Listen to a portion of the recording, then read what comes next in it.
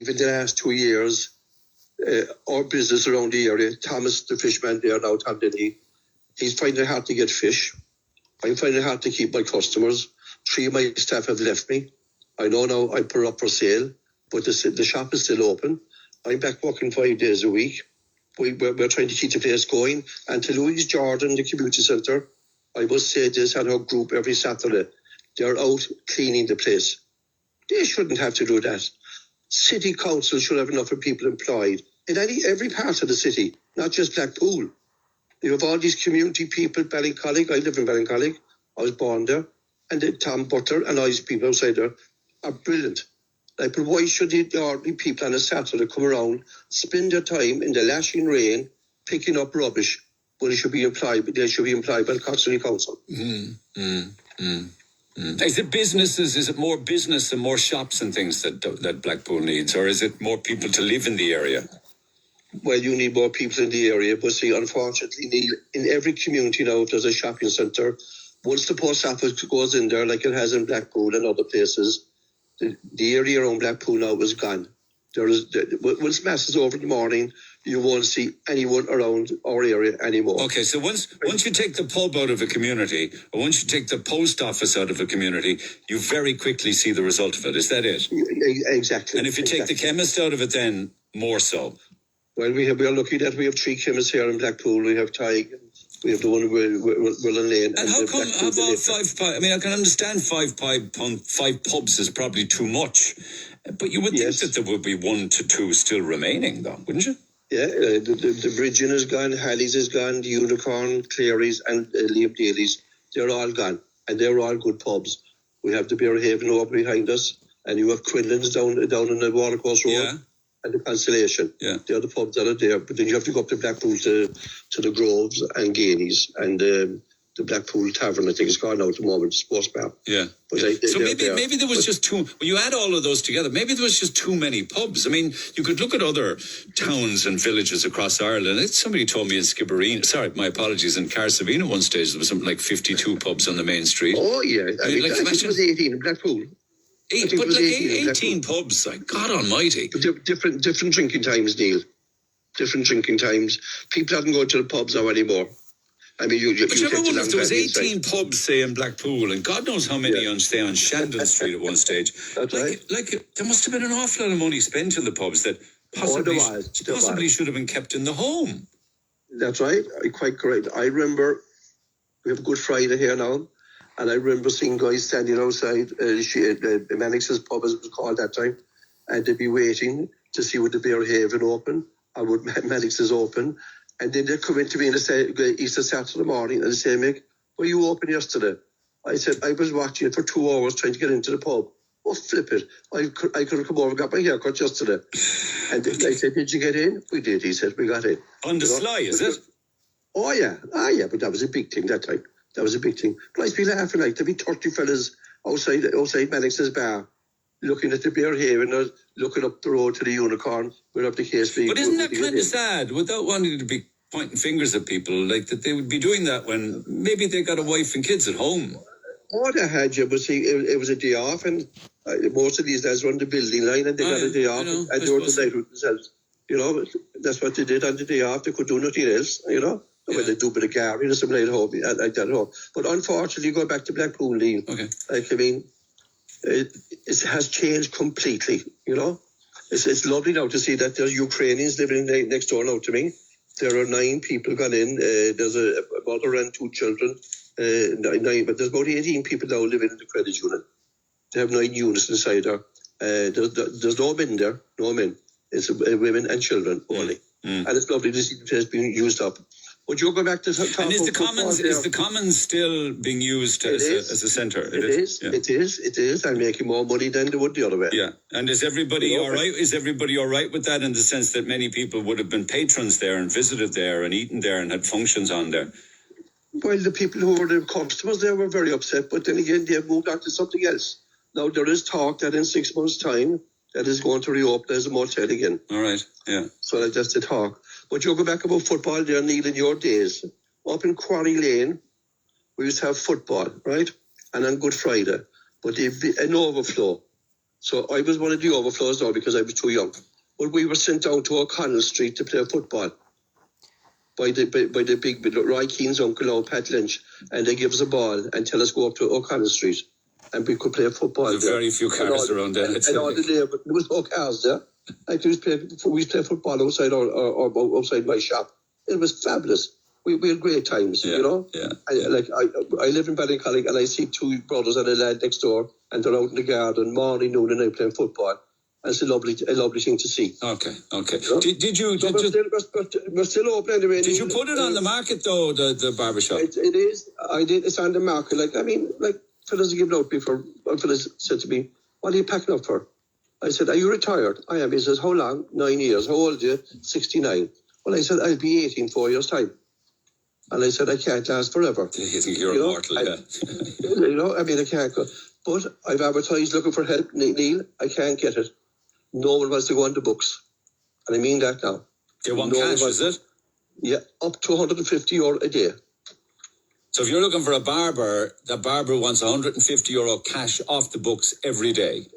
Yes, that's right. That's 800 a week. Cash. Cash. That's right. And is that commonplace now? Oh, that's a big thing, Audi. A big thing. Cash. A big thing. Yeah. They want it. I won't take anyone on. I'll give them €13. Sure, you couldn't. How could you? Wait, you'd be literally hiding. You'd be trying to hide €800 from the revenue. It's impossible. Right, you couldn't do it. But how much would he bring in? He'd have to bring in 450 a day if you're giving 150 a day. He has to bring in 3 times more than what he earns. Looking for 150 cash in hand. What would you have to charge for a haircut for that? Well, I was at a meeting. I was invited to a meeting by the younger barbers a few weeks ago. And when they heard my prices, they couldn't believe €16. The average price now is 23 to 28 for a dry cut. Yeah, that's about right. That's about right. Yeah. Yeah. But there's no need for that because if you do 2 haircuts an hour, €32 an hour, the barber is covered, and you're paying your expenses. And do you think there's many barbers or maybe even hairdressers and things like that are paying cash in hand every day off the books? Oh well, they are because if they have to. They have to. They have to. But the card is. I was talking to a person the other day in the business, and I said, if you're giving a person 150 a day, legit, it has cost you 300 a week. Because I know you don't like this word, VAT, because the person must bring in €1,000, and that's €135, and then you take 20% off the 800, that brings you up to 300 a week. That's 15,000 just for one person for taxes alone.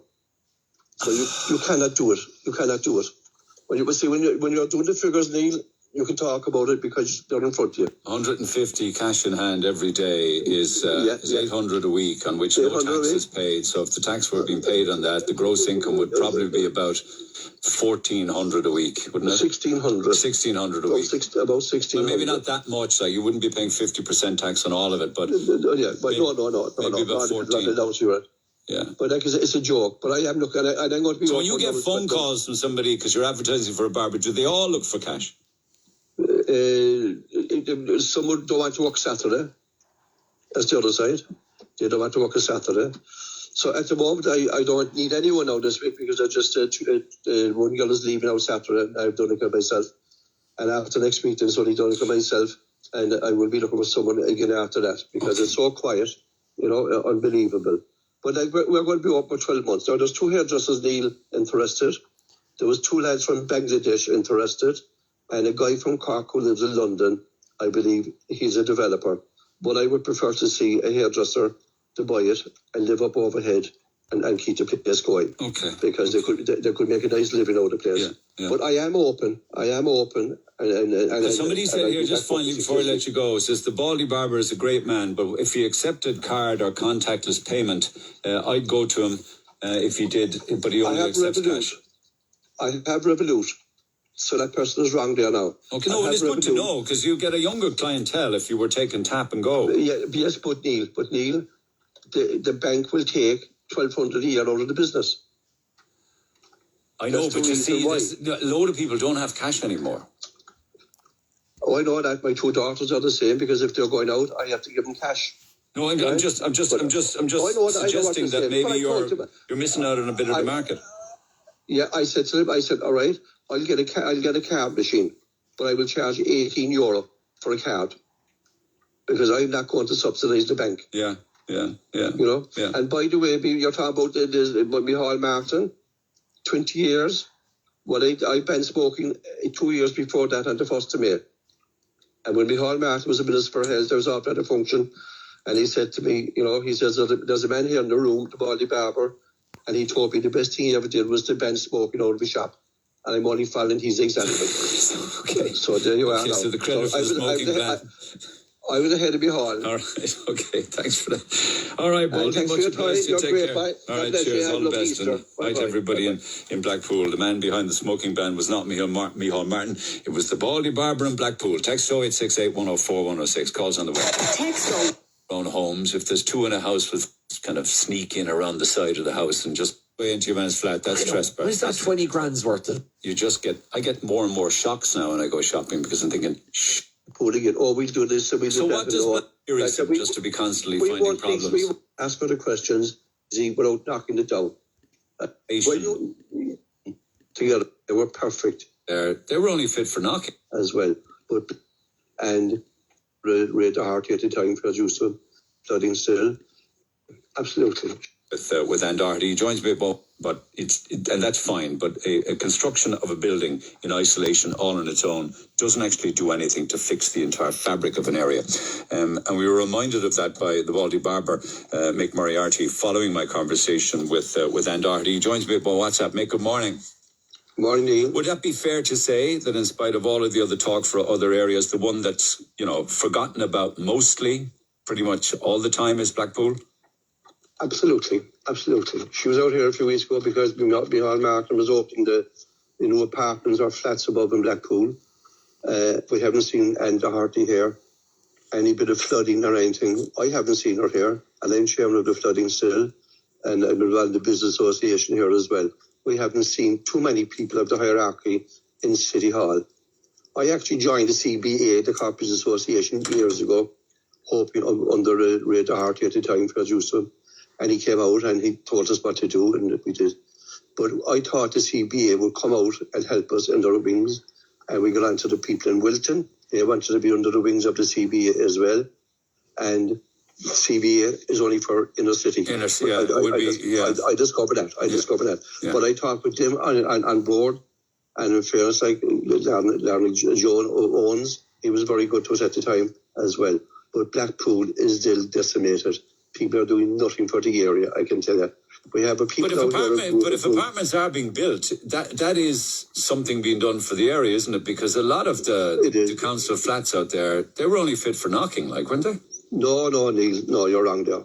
Okay. I can tell you now. It took so much lattices when they were knocking down doors. The construction was so good in them, there was no need to knock them. They were perfect.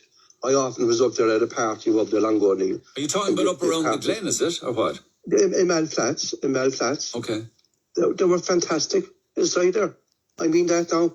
You could have 20 people dancing in the front room together, at least.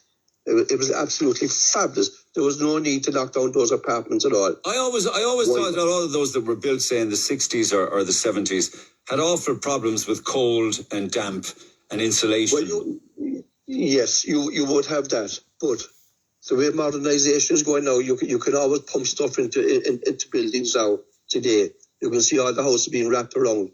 They could have done that very easy without knocking it down. I'll be quite honest, Dave. But I must say, I talked to a few customers yesterday in the shop. They were delighted with you. And it was right that no one else spoke to her, only yourself. Because you were able to ask her the questions, and she avoided a lot of questions. Well, I know, yeah. Well, unfortunately, hard questions need to be asked, but you don't want to be coming across as overly negative all of the time either, That's wearisome, just to be constantly finding problems. We won't see City Council anymore. We'll see all the people out for the elections out shortly. They'll all be out. Knocking at the door. And in 10 weeks' time, they'll all be gone about Blackpool again. Oh, we'll do this, and we'll do that. What does Blackpool need? I mean, I know our issues up around Shandon and, the butter exchange and stuff, that is appalling, and it's an absolute disgrace. But what does the greater village of Blackpool need? Well, on my street alone, on Great Wilbur Street, we had 5 pubs. There's not a pub here. There's not, the whole place is decimated. I mean, I can't believe in the last 2 years, our business around the area, Thomas, the fishman there now, Tom Denny, he's finding it hard to get fish. I'm finding it hard to keep my customers. 3 of my staff have left me. I know now I put it up for sale, but the shop is still open. I'm back working 5 days a week. We're trying to keep the place going. And to Louise Jordan, the community centre, I must say this on her group every Saturday. They're out cleaning the place. They shouldn't have to do that. City council should have enough of people employed in every part of the city.